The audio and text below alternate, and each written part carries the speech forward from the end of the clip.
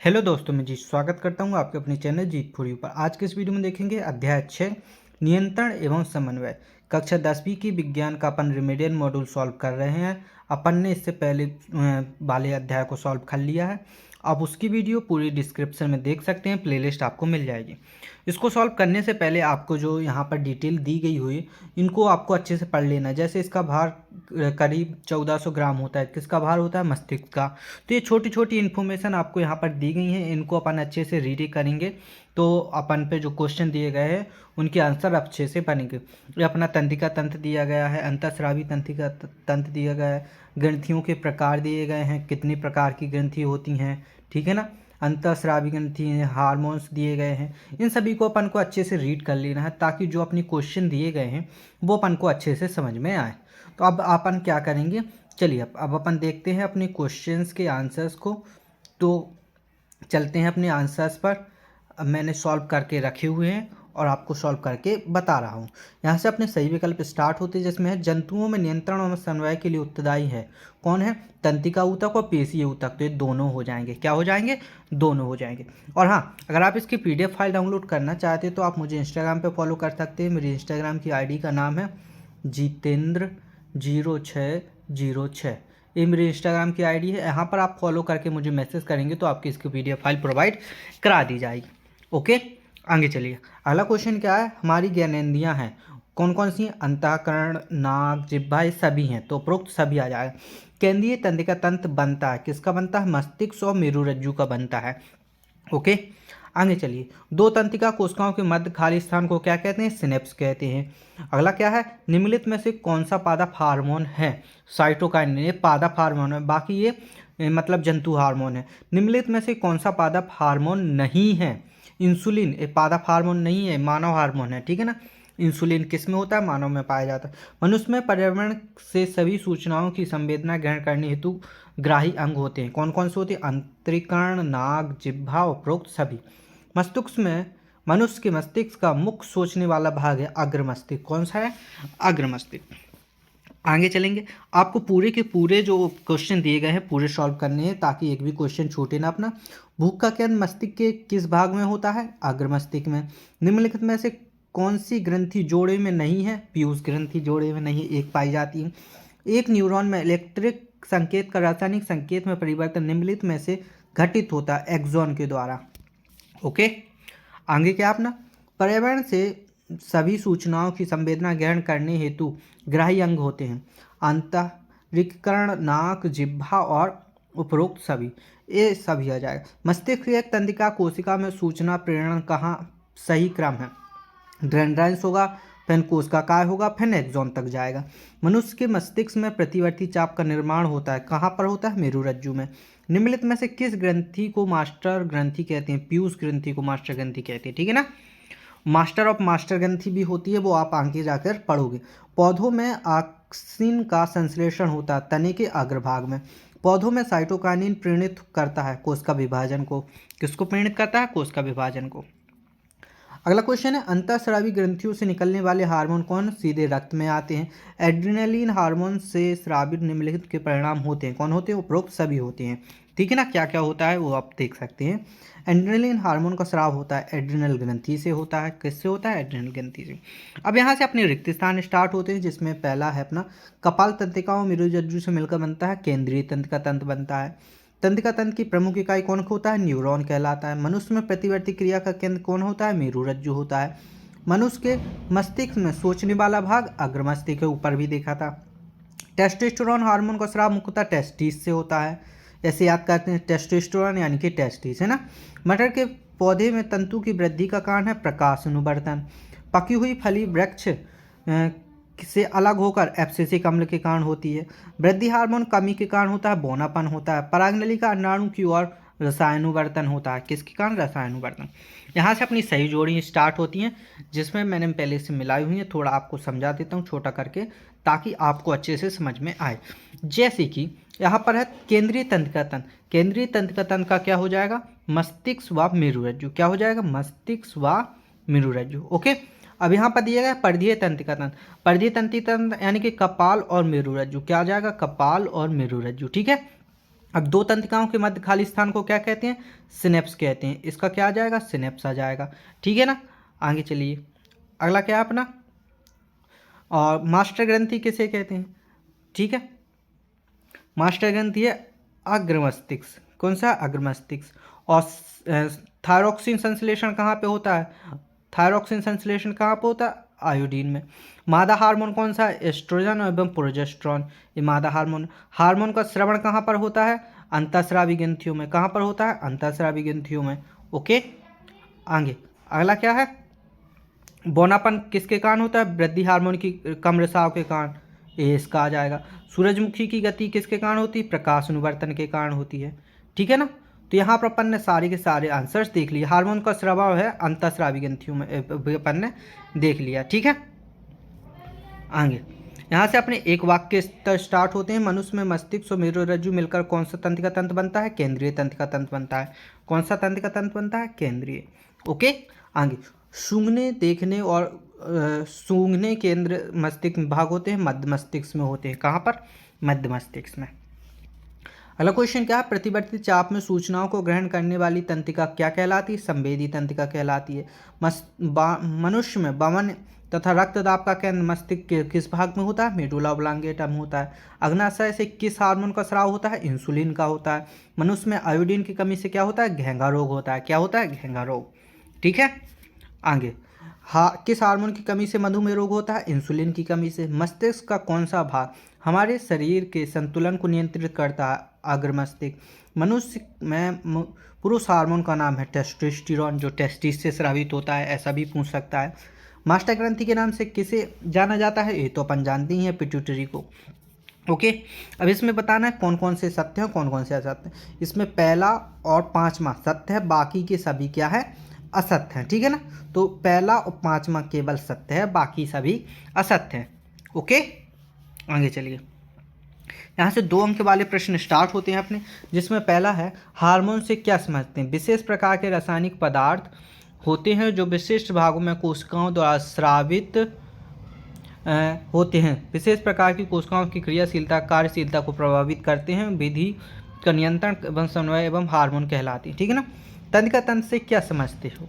तंत्रिका तंत्र से क्या समझते हो अपन देखेंगे। चलिए, क्या है? प्राणियों में सोचने, समझने और किसी भी चीज़ को याद रखने के लिए शरीर के विभिन्न अंगों कार्यों को समन्वय एवं संतुलन स्थापित करने, नियंत्रण बनाए रखने के तंत्र को तंत्रिका तंत्र कहते हैं। मस्तिष्क क्या होता है? केंद्रीय तंत्रिका तंत्र का वह भाग जो कपाल गुहा में सुरक्षित रहता है तथा शरीर के विभिन्न अंगों के कार्यों में समन्वय एवं संतुलन स्थापित करने का कार्य करता है, मस्तिष्क कहलाता है। क्या कहलाता है? मस्तिष्क कहलाता है। ओके, और एक है सुषुप्ना या मेरुरज्जु, क्या समझते हो? कशेरुकदंड की गुहिका में सुरक्षित केंद्रीय तंत्र का वह अंग जो संयोजी ऊतकों से बना 3 झिल्लियों से ढकी संरचना तथा प्रतिवर्ती क्रियाओं को संचित करते हैं, सुषुप्ना या मेरुरज्जु कहलाती है। क्या कहलाती है? मेरुरज्जु कहलाती है। ये मेरुरज्जु, इसको तो अपन छोड़ ही दीजिए। मेरुरज्जु के 2 प्रमुख कार्य लिखिए। मेरुरज्जु के 2 प्रमुख: मस्तिष्क से आने वाली प्रेरणाओं एवं समुदायों का संवहन करना, प्रतिवर्ती क्रियाओं का समन्वय एवं नियंत्रण करना। ठीक है, आगे क्वेश्चन नंबर 6 क्या? प्रतिवर्ती या प्रतिवर्ती क्रिया किसे कहते हैं? प्रत्यावर्ती प्रतिक्रियाएं जो किसी प्रेरणा या उद्दीपना प्रतिक्रिया के रूप में तुरंत या शीघ्र होती हैं, प्रतिवर्ती क्रियाएं कहलाती हैं। ठीक है ना, आगे न्यूरॉन किसे कहते हैं? न्यूरॉन या तंत्रिका कोशा, तंत्रिका तंत्र की सूक्ष्मतम इकाई कोशा अथवा ऊतक या तंत्रिका ऊतक न्यूरॉन कहलाती है। सूक्ष्मतम इकाई को अपन क्या कहते हैं? न्यूरॉन कहते हैं। ठीक है ना, क्वेश्चन नंबर 8 क्या है? अंतःस्रावी ग्रंथियां क्या होती हैं? अंतःस्रावी ग्रंथियां शरीर में पाई जाने वाली विशेष प्रकार की ग्रंथियां जिनसे हार्मोन का स्रवण होता है, अंतःस्रावी ग्रंथियां कहलाती। प्रकाश अनुवर्तन किसे कहते हैं? हरे पौधे का तना प्रकाश की ओर एवं जड़ अंधकार की ओर गति करता है। प्रकाश के कारण होने वाली इस गति को प्रकाश अनुवर्तन कहते हैं। अगला क्वेश्चन नंबर 10 क्या है? जलानुवर्तन। जलीय पौधों में जल के उद्दीपन के कारण होने वाली गति जलानुवर्तन कहलाती। मस्तिष्क का कौन सा भाग शरीर की स्थिति संतुलन का अनुरक्षण करता है? पश्च मस्तिष्क में स्थित भाग अनुमस्तिष्क शरीर की स्थिति एवं संतुलन का अनुरक्षण करता है। ठीक है ना, चलिए यहाँ से अपने 3 अंक के क्वेश्चन स्टार्ट होते हैं, जिसमें पहला है क्या होगा जब हमारे खाने में आयोडीन की कमी हो जाएगी? आयोडीन की आयोडीन की भोजन में कमी के कारण थायराइड द्वारा थायरॉक्सिन हार्मोन की मात्रा कम होगी, जिसके फलस्वरूप कार्बोहाइड्रेट, प्रोटीन एवं वसा की उपापचय विक्रिया बाधित होगी। इसके अतिरिक्त आयोडीन की कमी से व्यक्ति घेंगा रोग से पीड़ित हो सकता है। ओके, यहाँ पर अगला क्वेश्चन है, हम एक अगरबत्ती की गंध का पता कैसे लगाएंगे? तो देखते हैं कैसे लगाएंगे। जब अगरबत्ती की गंध हमारी नासिका में पहुंचती है तो वहां पर उपस्थित न्यूरॉन की दुमिका में विद्युत आवेग पैदा हो जाता है, जो एक तंत्रिका कोशिका से दूसरी तंत्रिका कोशिका में होता हुआ अग्र मस्तिष्क के अनुभाग यानी कि ग्रान पिंड में पहुंचता है। तब हमको अगरबत्ती की गंध का पता चलता है। ओके, यहाँ से क्वेश्चन अगला 3 है, तंत्रिका तंत्र की कितने भागों में विभाजित किया जाता है, उनके नाम लिखिए। तो इसके नाम क्या है? केंद्रीय तंत्र का तंत्र, परिधीय तंत्र का तंत्र और है स्वतः तंत्र के तंत्र। 3 भागों में विभाजित किया जाता है। क्वेश्चन नंबर 4 क्या है? छुई मुई पादप की पत्तियों की गति प्रकाश की ओर प्रवाह से किस प्रकार भिन्न है? देखिए, छुई मुई पादप की पत्तियों की गति वृद्धि मुक्त होती है, इसका वृद्धि से कोई लेना देना नहीं है। प्रकाश की ओर प्रवाह गति वृद्धि परक होती है, अर्थात वृद्धि के कारण होती है।